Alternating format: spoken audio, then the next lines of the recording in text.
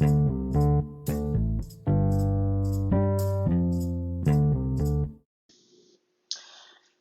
and welcome to the Long John Sports Podcast with your host, Joseph Camperman. Today is episode 2, NFL Free Agency, QB Dilemmas, and the 2023 NFL season. We're going to get jumped right into it. Good evening, everyone, and thanks for joining me. As I'm filming this, it is 5:30 or 5:26 to be specific on Monday afternoon, and one of the big topics in free agency is the NFL signings that have gone on today that is going to absolutely rock the sports world as usual. And I'm going to try to keep you as up to date as possible. But I will note that when this airs on Tuesday morning, there are probably going to be many more signings, including some as I'm on this podcast. So I'm going to try to keep as up to date as possible on everything. I'm incredibly excited to get into this episode. And so I'm going to get started on topic 1, NFL free agency news pertaining to the Eagles. Topic 1 titled Eagles free agency news. So diving into it, this day has just gone crazy. So I am still trying to wrap my mind around it. I had an awesome weekend at a concert. Came home to even some more awesome news in regards to the Eagles. And I'm gonna dive right into it right now. So the first topic that I'm gonna discuss within this topic is the Eagles decided not to franchise tag CJ Gardner-Johnson on Tuesday by the deadline last Tuesday, which essentially means both him and James Bradbury are headed for free agency, leaving a major gaping hole at defensive back, whether that's safety or cornerback. So Bradbury stated over the weekend that the Eagles were interested in bringing him home and wanted the opportunity to match any offer he may receive. Now I'm going to talk about this more as we get into the NFL free agency news, but that's a good sign. It's a sign that Bradbury could be back, especially leading into my next topic the subtopic within this topic is rumors have it that the Eagles are trying to make a push to sign CJ Gardner-Johnson, and the market may not be as hot as a lot of people think. And the reason why is because a lot of general managers are viewing the NFL draft as a deep draft for safeties. Now, that could be a smokescreen to try to drive down player prices. That frequently happens during the NFL free agency season. You're going to see a lot of screens pop up over the next couple of weeks leading up to the draft. It happens all the time. So one of the biggest things is when I analyze this is they have interest in bringing both of these guys back. It's just whether they can, and that, I'm going to talk about later on in the show. The Jalen Hurts contract situation does have a huge part to play in this. So the difficult part about all of this is the Eagles don't really know how much money they have to play with unless they have an offer on the table that we've not heard as fans, as news reporters, whether they have an offer on the table with Jalen Hurts or not. If they do, maybe they know what type of money they're working with, but it is a little bit of a situation that is in limbo right now. And on top of all of this, Friday, the Eagles announced that they have granted Darius Slay, their starting corner, permission to seek a trade. And this is partially, in fact, because of his $26 million cap hit that he has due this year. Now, they could opt to release Darius Slay for $17 million in cap space while taking on the rest in dead cap, or they could elect to extend him, which is what Darius Slay wants. And so the Eagles are now in this situation where they've got to decide, do we extend Darius Slay at his age, which I think would be a good idea at the right price. And that's what the Eagles are arguing. Now, that was announced on Friday. The part that's interesting is Jalen Ramsey was traded to the Dolphins for a third-round pick and a tight end who was drafted last year who didn't catch a pass. So does Jalen Ramsey's trade set the market for how much the Eagles could receive?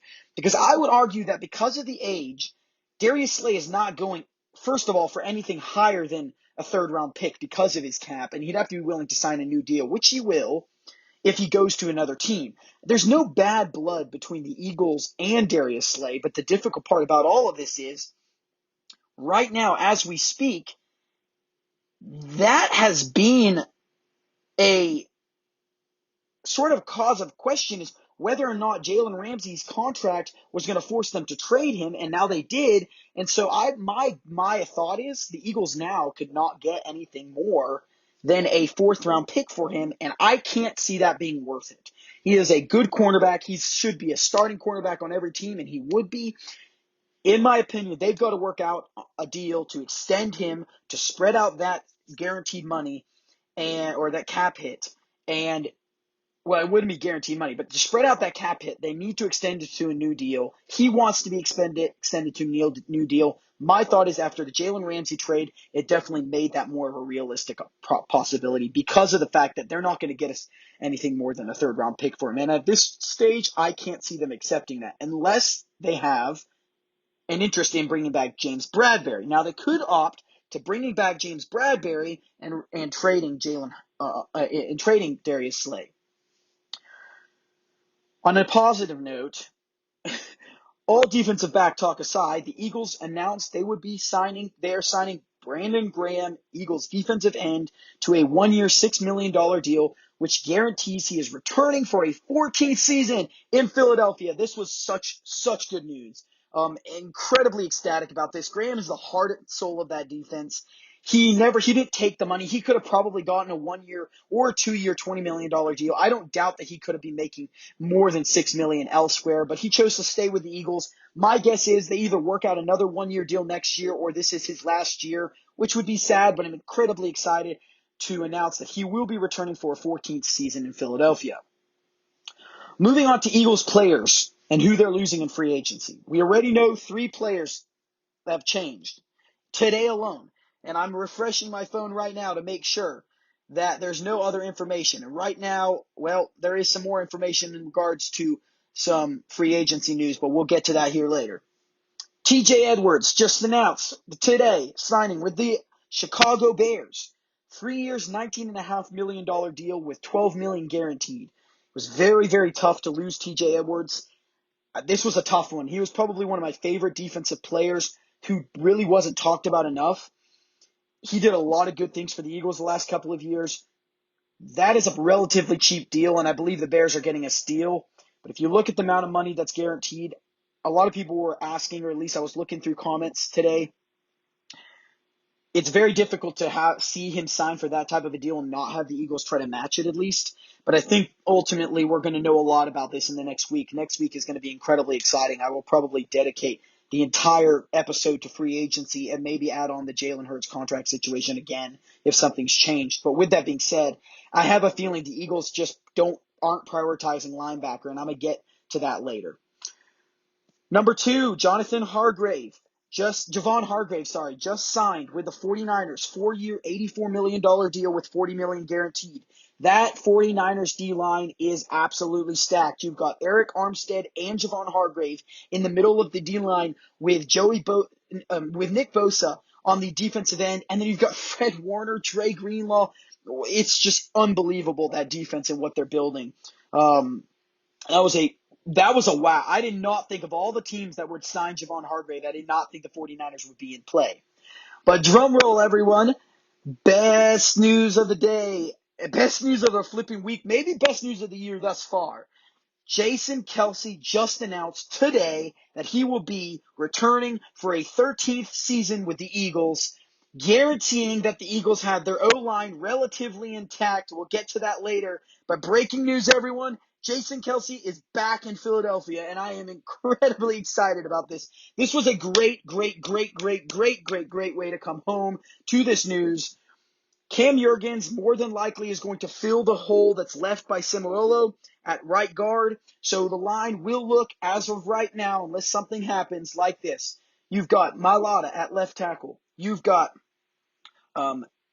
Landon Dickerson at left guard. Jason Kelce center. Right guard Cam Jurgens, and right tackle Lane Johnson. I'm telling you guys, that line may be better. Assuming no injuries happen, that line could be better, and that is a great thing for the Eagles and a scary thing for opposing defenses. Now, going into some potential replacement options, and I'm not going to harbor on this too long because so much could change even in the next minutes. This is what we're looking at right now. Javon Hargrave has departed, like almost all of us thought. D-lines cost too much to pick up in free agency. The only way I could see the Eagles potentially making a move on a defensive lineman, if it's a veteran guy, maybe a Fletcher Cox bringing back, or another guy who's going to return for one more year, maybe like an Ndamukong Suh or Linval Joseph, maybe something towards the end of free agency, beginning of the training camp beginning of OTAs or training camp. I just don't see them filling that with a veteran until they know what the level of interest with other teams are, because right now the market is just so hot for D linemen. I just don't see them signing a guy. To replace TJ Edwards, this is the difficult part. I would love to see them bring back Kazir White to keep that linebacker core somewhat intact, but they drafted Nakobe Dean in the 3rd round last year. And this is very, very difficult because Nakobe Dean is going to start. I can almost guarantee you that. And Hassan Reddick plays their other linebacker position. So they have a gaping hole at either middle linebacker or the linebacker position that I assume Nakobe Dean would play. Kazir White would fill that need at middle linebacker, but he's still pretty highly rated as a linebacker. So some options that the Eagles could decide to go with more veterans, similar like they did last year with Kazir White, would be to get a guy like Bobby Wagner he was a free agent, and so as well as Levante David. Both of those guys had relatively good seasons last year. It shouldn't cost very much. I just don't know if they would cost more than Kazir White, and out of all those 3 options, I wouldn't really be unhappy if any of those guys became a starter for us. Ultimately, they may have to draft someone because they just don't value linebacker as much as we would probably want them to as fans, but they've got to pick their signings, and I just don't see linebacker as a high need. Even though it is a need, it's not going to be on their radar unless something completely changes. Looking at Miles Sanders, I don't see him coming back. They could go for a cheaper option in the draft or perhaps get a player like Kareem Hunt. There's a few running backs out there. Even David Montgomery is an option. Kenneth Gainwell is a guy that they're wanting to roll forward with. They are losing Boston Scott and Miles Sanders, so I would presume they're going to draft someone as potentially pick up a free agent running back. But right now, I think defensive back is where they're sort of going when they when you think about splitting, when you think about who they're potentially going to, and I'm just getting notification right now that the Eagles have re-signed O-lineman Brett Toth. That's not very splashy news, but so with that being said, Gardner Johnson, focusing on the defensive backs, I just don't see Miles Sanders being a top priority unless, and this is another option and another conversation for another day, unless the Eagles decide, you know what, we're going to go and we're going to give Miles Sanders a 1 or 2 year contract, and he would have to agree to it because he may decide to return with the Eagles and wait for next year when maybe the free agent class of running backs or potential running backs available for a trade is not as high. Because right now it looks like Dalvin Cook and Austin Eckler, was just announced today, by the way, is now requested a trade. If both of those guys go to other teams, is there going to be a huge need? And so that's an interesting question. I could see Miles Sanders signing with a team like the Carolina Panthers. You heard it from me here. They lost Christian McCaffrey. He's nowhere near on the same level as McCaffrey, but he's a good receiving back and he's a great running back. So that would be an interesting one. And as to someone who lives in North Carolina, I wouldn't entirely be opposed to seeing him sign with the Panthers, even though I don't like them. Moving on to the Eagles DBs. Right now, it looks like if Gardner Johnson leaves in free agency, which I'm really hoping he doesn't, maybe the Eagles go out and they get a guy like Jordan Poyer. He's quite a few years older than Gardner Johnson. He's probably not as good in my opinion, but he could be able to get him for maybe a little bit cheaper. I'm going to talk about this now because this will make a whole lot more sense. But it was announced today that Jesse Bates signed with the Falcons for a 4-year, $64 million deal. So that nets him at about $16 million. It nets him about $16 million a year. That's a lot of money to pay a safety. I think that he's probably set the bar. So the question is, does Gardner Johnson sign for that much, and would the Eagles bring him back for $16 million, or could they get a guy like Poyer maybe for a little bit cheaper? He was an Eagle before. The Eagles drafted him. They made a mistake letting him go. That's a difficult one. I think Marcus Epps stays with the team, and here's why. Because a lot of people believe Marcus Epps could be the next Jordan Poyer and have a great season or a great career with another team. So I think the Eagles bring him back. It's just the question is, what price can they bring him back at? And this is such a difficult time as an Eagles fan because you want them to spend these money to bring back their key starters, but they're going to have to pick and choose with them pending Jalen Hurts' contract situation. And I know it's going to frustrate people, but at the end of the day, he is your future He is your franchise. Build around him in the draft and sign those key free agents. I saw something on Instagram today that really put it in perspective. They said, remember, a splashy signing is not always the best signing. A smart signing is the best signing. And the Eagles made some great smart signings last year, Kazir White being one of them, James Bradberry, Gardner Johnson trade. Those guys were key signings, and they can do that again this year if they play it wisely.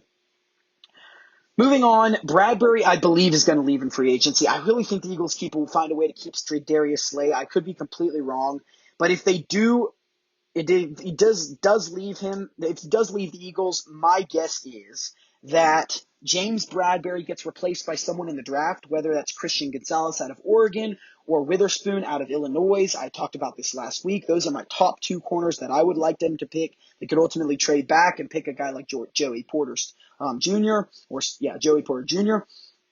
from Penn State. That's a potential as well. I had put, as I was writing the notes here, Jamel Dean as a replacement option for the Eagles, and he was probably the top cornerback on the market this year besides James Bradberry. And it was just announced that Jamel Dean has signed with the see now I'm looking at this right now. The Seahawks, breaking news, just released Shelby Harris, who was acquired in the Russell Wilson trade. I also see right now that it looks like Jamel Dean has taken a deal with the Buccaneers, 4-year deal.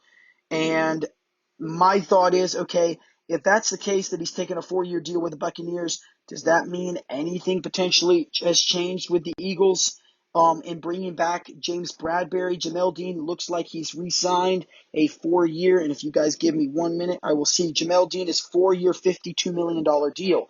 That's only about $12 million or $13 million a year. That's not terrible. Could the Eagles match it? I think it could be more likely they keep Bradberry over Johnson after seeing some of these deals that I will go into right after this last topic of this topic number 1. Isaac Seumalo will leave in free agency almost 100%. He is the right guard for the Philadelphia Eagles, and I really think they're going to fill that opening by filling it with a person they drafted last year in the second round in Cam Jurgens, center out of Wisconsin, I believe. He is a Philly favorite already because Jason Kelce has endorsed him essentially, and he will take over for Jason Kelce when he retires. But right now, I think he's going to slot in and play right guard, and I think he's going to do really well. So that's enough talking about Eagles free agency news. Today has been crazy in the NFL already, and that's what topic 2 is going to discuss. NFL free agency trade news. So I'm going to go through some notes here, briefly touch on them. I can make an entire show about this. I will make an entire show about this next week, and I will discuss all of the crazy things that have happened, that will continue to happen, I can guarantee you, over the next couple of days, and it's a fun time to be a fan of the NFL. This is one of the best times of the year. So, number 1, Daniel Jones signed his 4-year, $160 million deal with the Giants last week.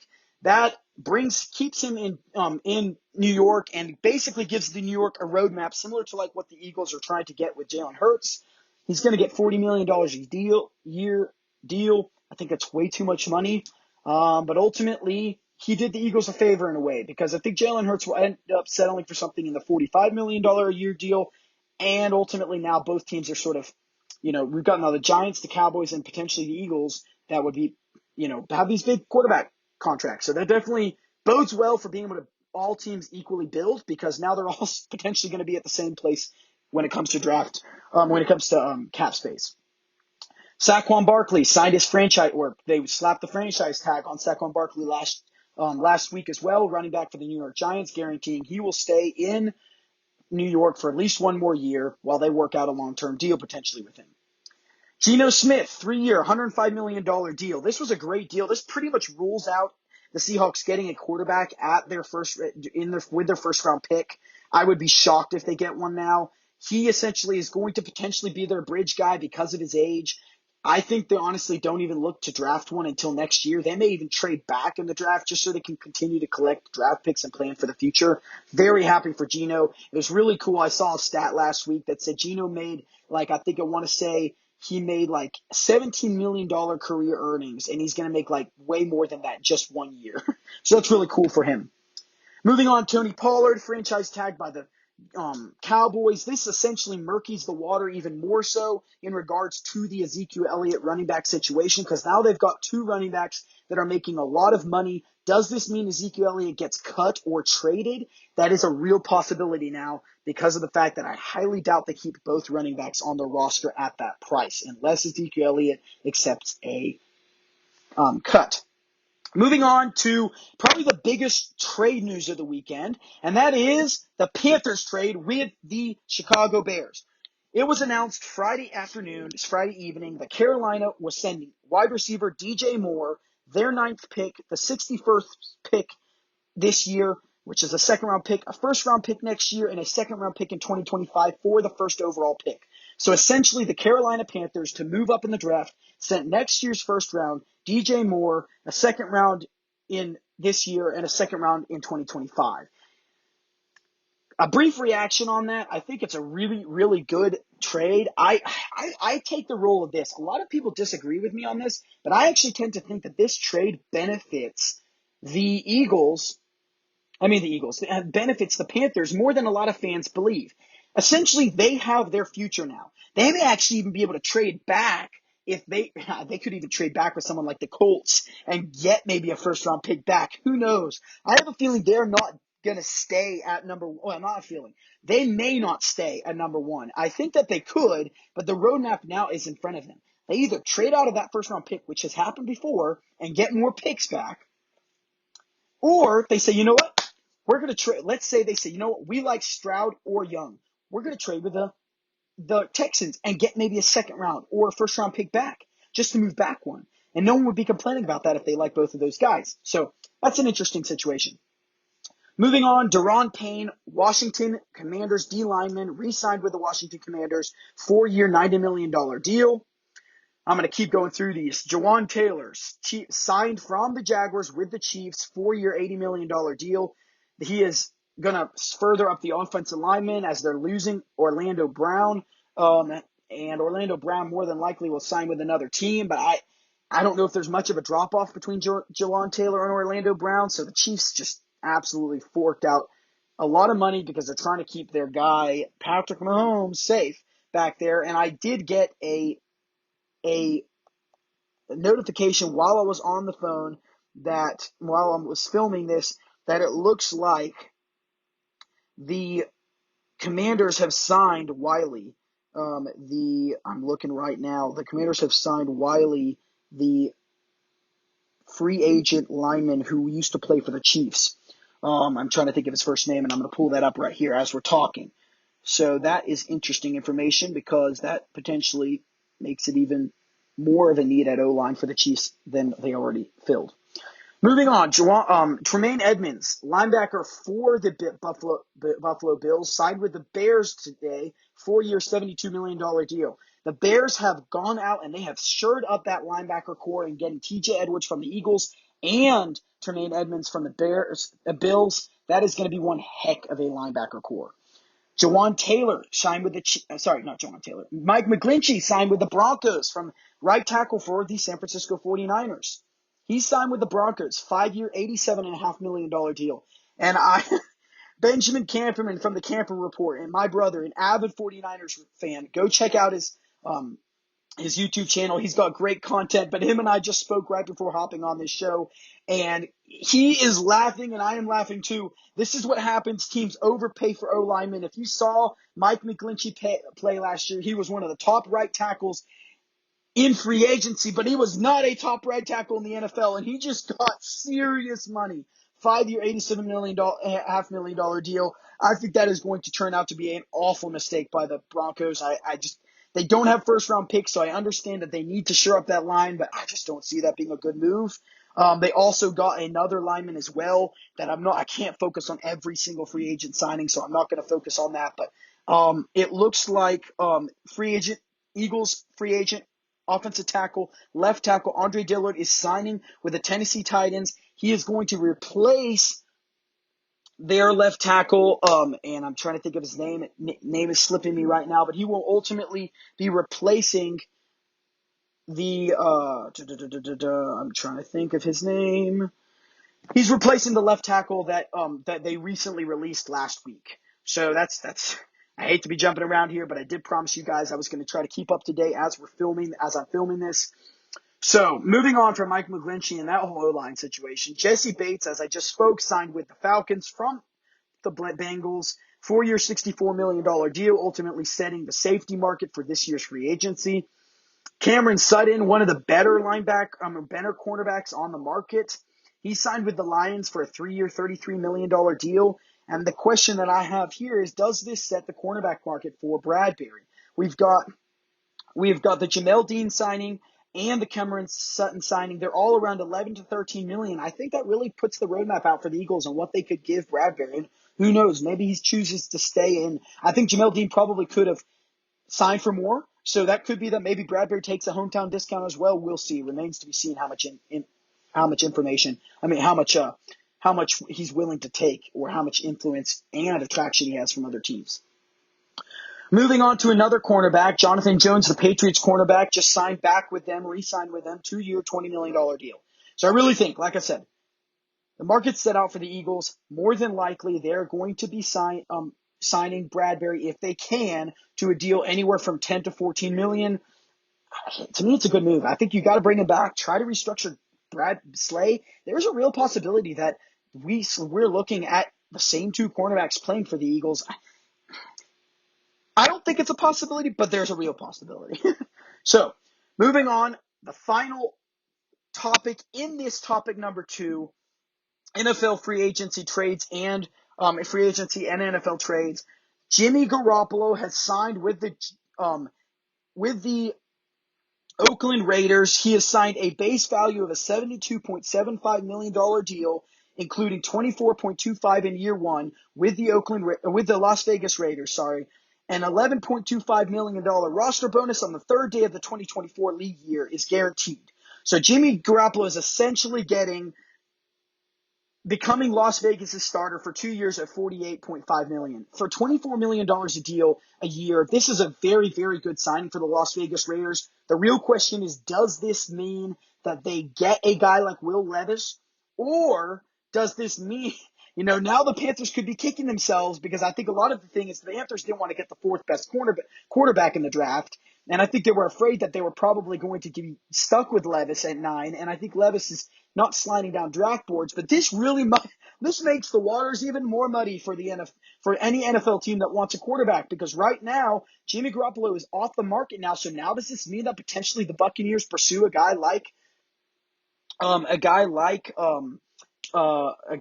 Baker Mayfield, or do the Buccaneers try to get into moving down to the first round and get a quarterback? It's very interesting, because ultimately Will Levis can now slip out of the top 10, and you could have a guy like the Jets or the Commanders pursue him when they wouldn't even potentially need to move up in the draft. So this is very interesting. I still could see the Las Vegas Raiders getting a guy like Will Levis with pick not 7, but it's becoming less likely because of the amount of money they're paying Jimmy Garoppolo. But if you have a lot of money to spend, it's not the worst move, getting a quarterback and letting him sit for a year or two. But essentially, they're going to be losing $24 million in guaranteed money if they cut him next year. So not guaranteed money, but close to it. So moving on, a lot of focus on the NFL free agency. I could ultimately dedicate an entire show today on that. I'm refreshing my phone as we speak to see if there's any more information on free agents before we go. And I will say that right now it looks like Titans offensive guard Nate Davis has just signed with the Bears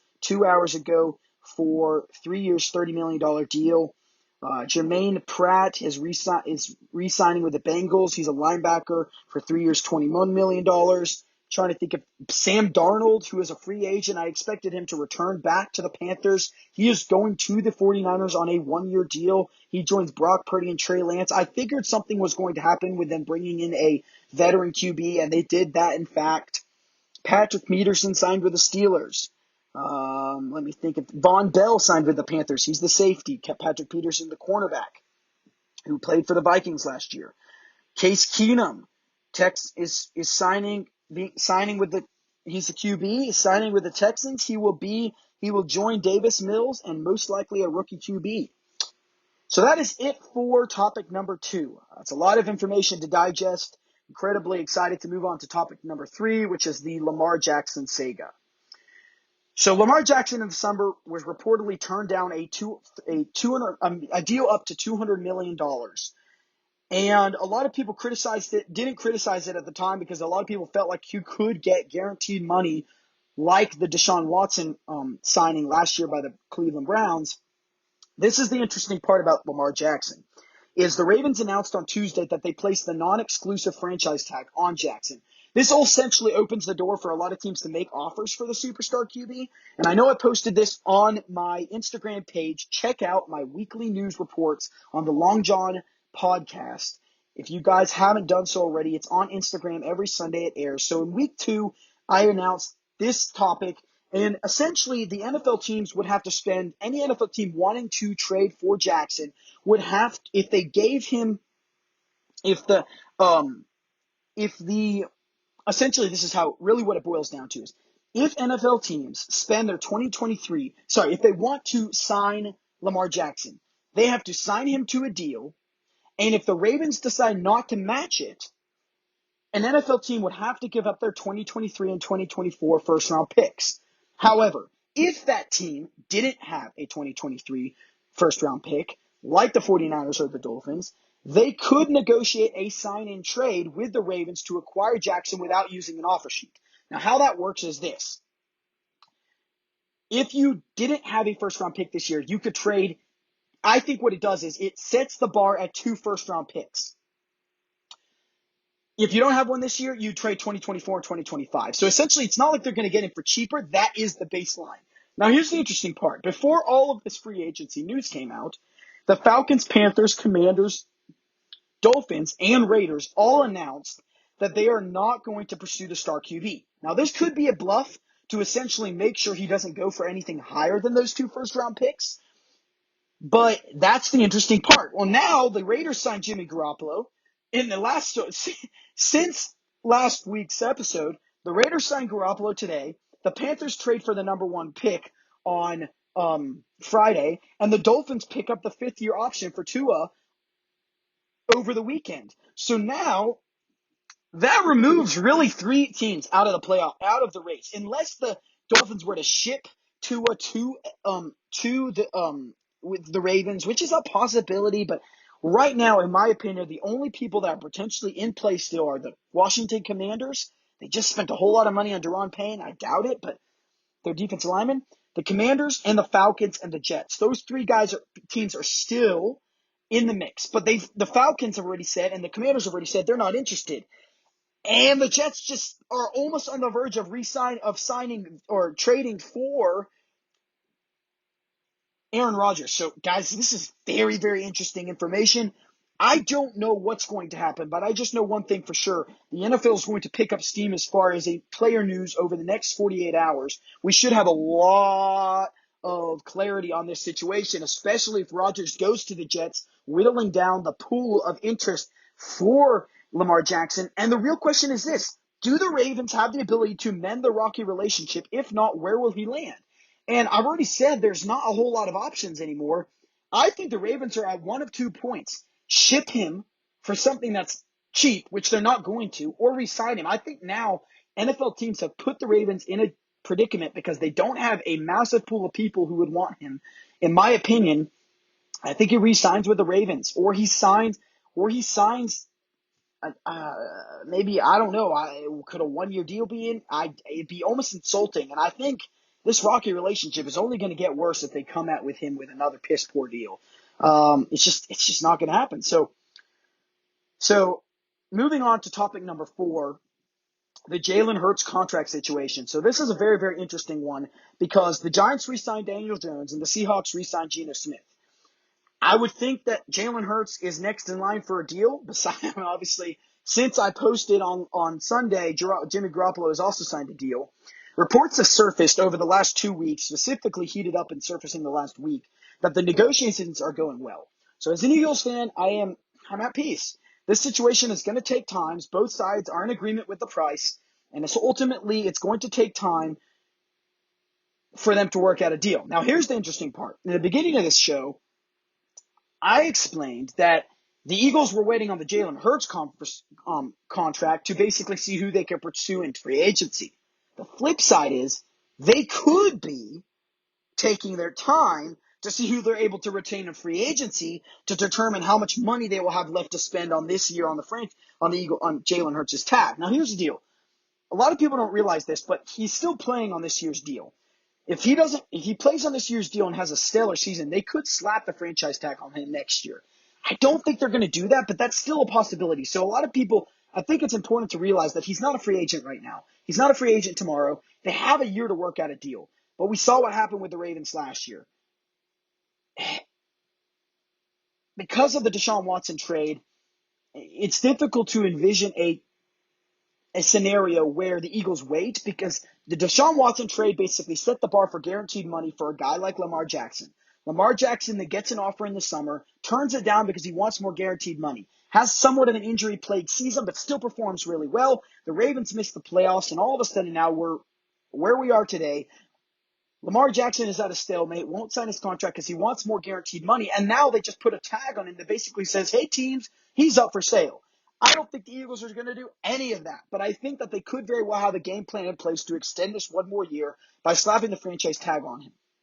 Ultimately, my take is I think the Eagles should sign Hurts to a 10-year deal, very similar to the deal that was made with Patrick Mahomes. This gives the ability for the Eagles to spread out guaranteed money over a few years. And remember, the longer the deal is, the more money you can keep restructuring. And of course, the Eagles have restructured many veteran contracts over the year. One in particular that they're still paying on is Brandon Brooks, who has not played for the Eagles for a few years, and he's still paying him this year. So that is a possibility. You sign him to a long 10-year deal, spreads out the guaranteed money, backloads the contract with more money to spend in the first few years, and then the player makes more money. So an example of this is Patrick Mahomes' contract.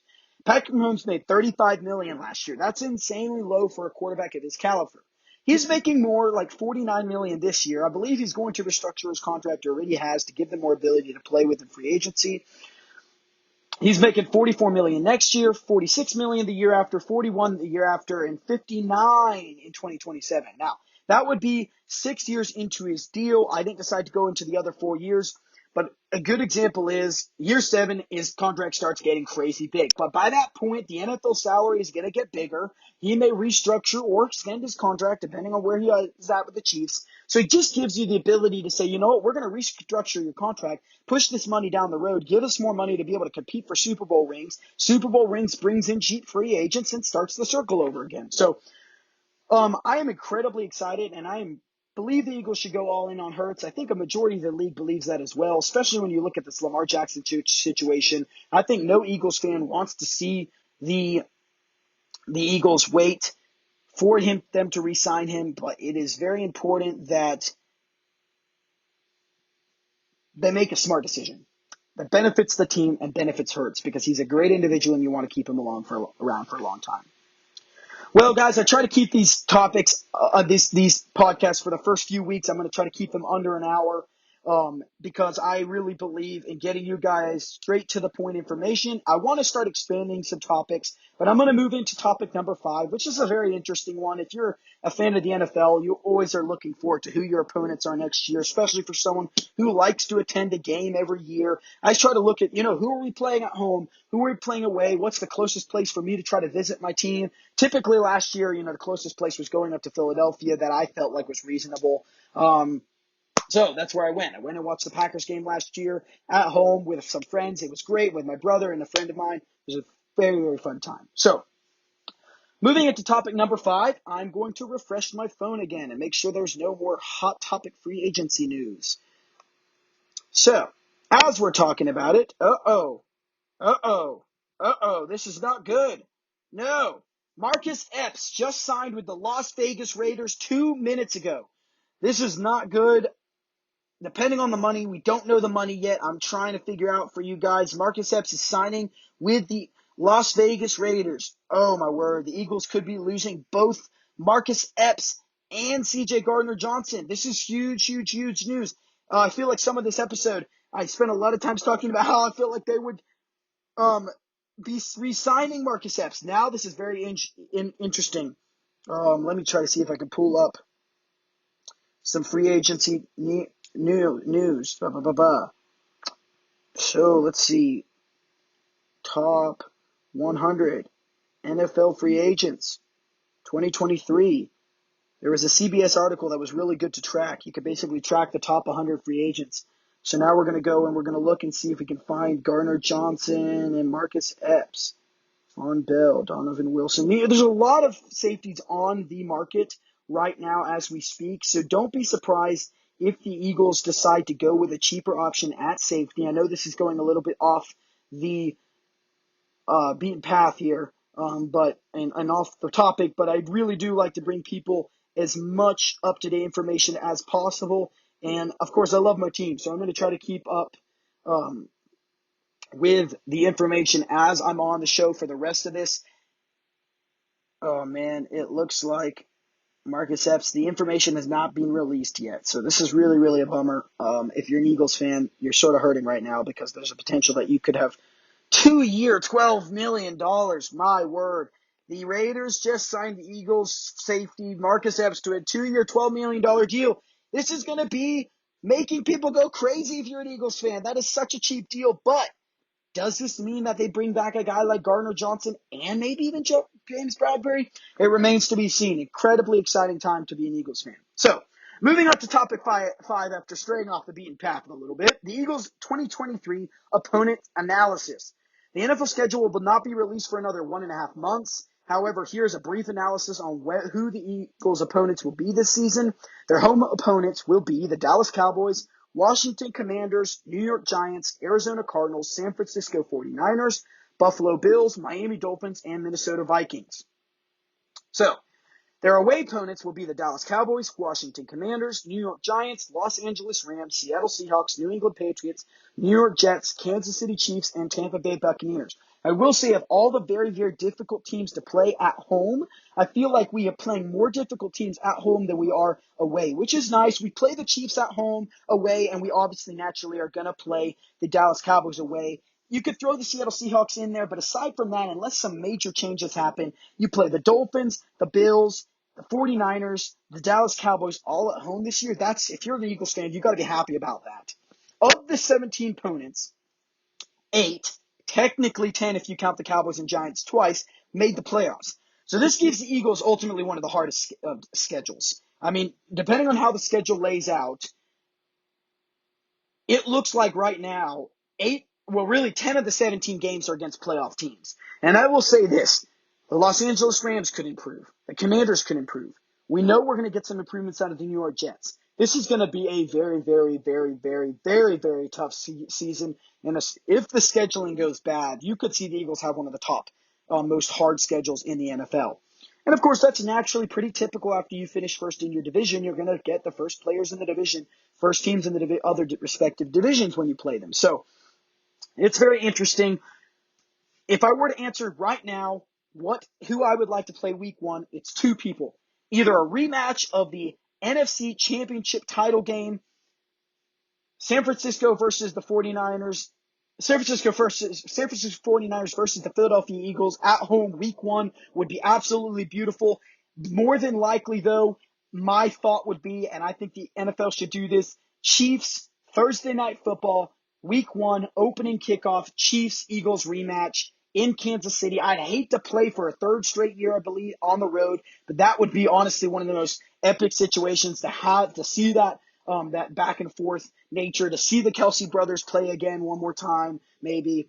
And maybe even a potential Super Bowl rematch preview for this coming year. Who knows?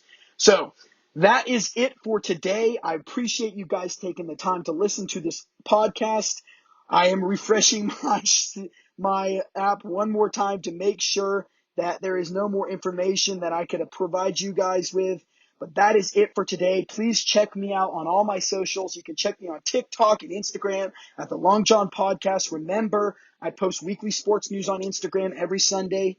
You can check me out on Twitter at the Long John Pod. Follow me on YouTube where I will post these episodes as well, the Long John Podcast. And you can watch this show on Spotify and Apple Music. So Apple Podcasts, please check both of those places out.